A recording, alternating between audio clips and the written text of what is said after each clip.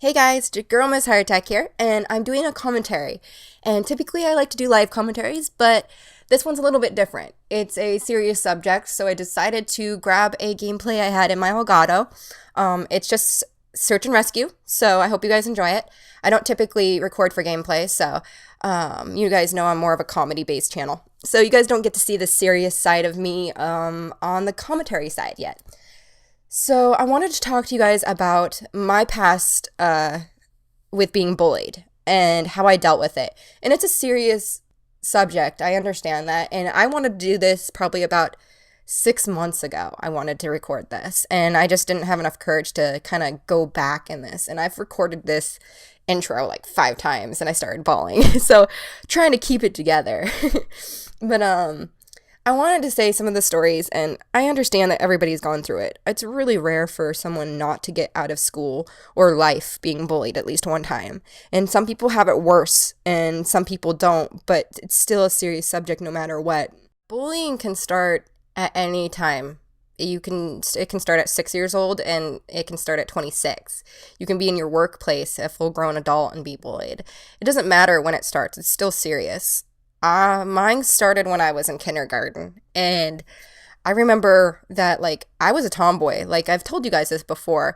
I have a little brother, and he's like a year younger than me, and all I wore was baggy jeans, a baggy t-shirt, and I hung out with my brother. So I thought this was natural. And my mom was like a tomboy too. She went to college for basketball, baseball, and volleyball. So my mom's always been like an in shape person, and she's like ripped to this day. She has abs. And I thought it was natural for us to kind of wear sports or like baggy clothes. So when I went to kindergarten, I noticed there are girly girls, and which is fine because I mean, I'm more girly now, I guess. And but in kindergarten, I had like a bowl cut bang, and I had big, huge glasses because they quickly realized I needed them. And they're not like cute glasses. They were like binoculars. Like I'm going hunting and I need huge binoculars to see a deer that's 500 feet away. And so I'll show you guys a picture on the screen right here so you guys can see what it looks like. But my mom did not make me look cute. We'll just say that. And I didn't have any friends at all from like, God, I think the first friend I got, I was in junior high. But I like was really into horses and everything. And I remember I was in kindergarten and this little girl with special needs. So I don't blame her. But she was special needs, and there was first grade boys talking to her and pointing at me. And I was alone on the field, so I didn't know how to hide that I was alone at that point. I was 6 years old. I was a little girl. And they told her to attack me. And the adults separated it. She ended up, I was like 30 pounds and she was like, I don't know, 60. She had double on me. And she ended up pulling me to the ground, pulling my hair out and bashing my head into the concrete, which is the most serious fight I've ever been in my whole life when it comes to like one-on-one girl fight, because I've never been in another one before. So when that happened, the adults found out that the kids were telling the girl to attack me, and she didn't know what she was doing, so I don't really blame her.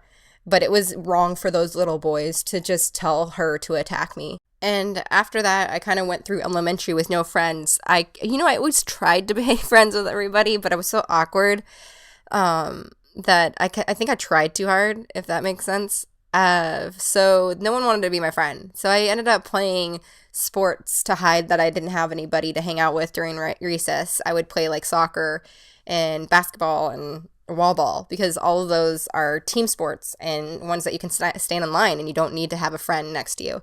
So that was the easiest way for me to hide that I didn't have anybody. After that, we ended up moving out into the country because we got more land for our horses. So I ended up going through the summer just like working really hard with my barn and becoming number one and riding. And I had a few girlfriends that were going to be at my new junior high, and they were my friends with horses, so I figured they'd be my friends when I was at school. And they were popular, though. They ended up being like the cool girls, and I didn't know that because when we were riding horses, we're all kind of even, and I was actually better than them because I was the number one rider. So they were nice to me, and they would always ask me for pointers and they basically were on my jock. And I went to school and they would just blow me off, and I didn't understand it because when I was at the barn, they were so nice to me. And I remember a couple months into junior high, I still had glasses and I still was not cute. And they decided that they would get together in their little cool girl clique and make a code word for all the girls that they didn't like. I remember mine was Brandy. So I didn't realize they were talking crap about me behind my back right in front of me. And I remember just hearing them talk crap about this Brandy girl and how she's so ugly and annoying and blah, blah, blah. And I just was like, who's Brandy? Why are you guys talking so meanly about her? And they're like, oh, she's just so freaking annoying and she won't go away. And I remember a few months after that, one of the girls felt guilty enough to tell me. The girl that told me ended up not knowing it was even going on until she did. And it was pretty brave of her because she actually did tell them to knock it off.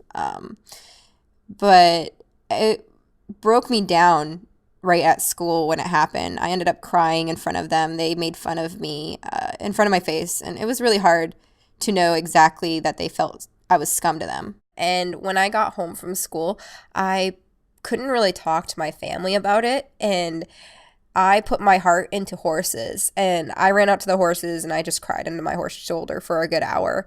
It's really pathetic for me to even say that my best friend growing up was a horse, and he was my support system. He was always there for me. And yeah, I was bullied from 6 to 15 years old. I was a late bloomer, and my support system was a horse. Everybody has a different form of a support. It helps. Mental bullying is really hard because it gets you into a dark place where you're depressed. And some people feel like hurting themselves. Some people get into a really dark depression. And physical is just as harsh. So we just need more people to stand up against it. If you see someone getting bullied, don't just stand by and watch it happen. Have a voice. Tell them to stop. And if you feel like you're going to hurt yourself or you feel like you're going to get hurt, you need to contact an adult that you trust so that way they can help you out of that. And also, finding a passion in life really does help because you're bound to find someone that enjoys the same thing that makes you happy, and you can actually have a support system and become friends. I'm not saying that my story of being bullied was that hard, but I wanted to show you guys when it started for me and how it sort of ended. You guys feel like sharing with me your story? I'd love to hear it. Leave it in the comment section below for me to read, and I heart you guys. Taxi driver, sun is rising, down the sirens keep on driving, flashing light, oh what a night, I miss your bed, I lost my head.